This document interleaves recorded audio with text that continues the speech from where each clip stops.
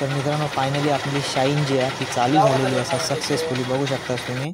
नमस्कार मित्रांनो, स्वागत असं तुमचं पुन्हा एकदा माझ्या यूट्यूब चॅनलला। तर मित्रांनो आज माझ्याकडे होंडाची शाईन इली होती। तर मित्रांनो गाडीचा प्रॉब्लेम एवढं मेजर होतो ना की माका गाडीन लय सतवल्यान प्रमाणाच्या बाहेर, पण शेवटी मी प्रॉब्लेम काढलं आहे त्याचो। तर तुमका मी सांगते गाडीसोबत काय काय झालं होता पुढे। आता सगळं तुमका समजवतोय, गाडी माझ्या पुढ्यात मी तुमका गाडी दाखवते। तर मित्रांनो ही ती गाडी असा आणि गाडीत बघू शकतास तुम्ही नवीन कार्ब्युरेटर टाकलेलो हा। तर गाडीचा प्रॉब्लेम काय होतो मित्रांनो, गाडी खै पण मिसिंग करा आणि बंद पडा, करंट प्रॉपर होतो गाडीत तरी पण मित्रांनो गाडी बंद पडा। एअर फिल्टर चेक केलं, कार्ब्युरेटर मी स्वतः ह्याचं क्लीनअप ट्युनिंग करून पूर्ण परत लावले तरी पण मित्रांनो प्रॉब्लेम गेलो नाही।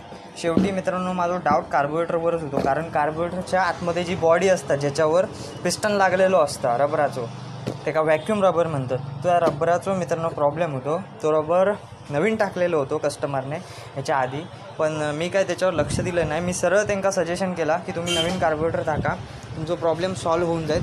आणि दुसरी गोष्ट, गाडीच्या इंजिनमध्ये मित्रांनो पाणी गेलेला होता, त्याच्यामुळे पण गाडी बंद पडा। तर मित्रांनो बघू शकतास किती जास्त प्रमाणात होता, पूर्ण डबो माझं भरलो।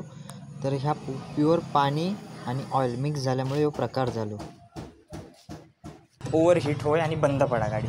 आता तुमका मी दाखवते, चावी ऑन केलं आहे, सिंगल सेल्फमध्ये गाडी स्टार्ट आहे आणि आयडलिंगवर प्रॉपर थांबलेली आहे बघा। नाही तर शाईनला बऱ्याच वेळी प्रॉब्लेम येतात, आयडलिंगवर थांबत नाही गाडी, पण ही बघा सिंगल सेल्फमध्ये गाडी स्टार्ट। फक्त एक स्पार्क प्लग चेंज केलं आहे, कार्ब्युरेटर चेंज केलं आहे आणि ऑइल आता चेंज केलं आहे, कारण ऑइलमध्ये पाणी होतं। तर तो पाणी पण तुमका दिसला असाच व्हिडिओमध्ये मी केलं आहे। तर भेटूया मित्रांनो, व्हिडिओ कसं वाटलं तुमका सांगा। भेटूया पुढच्या व्हिडिओमध्ये, तोपर्यंत लाईक शेअर आणि सबस्क्राईब आमच्या यूट्यूब चॅनलला असं सपोर्ट करा। So take care and bye bye.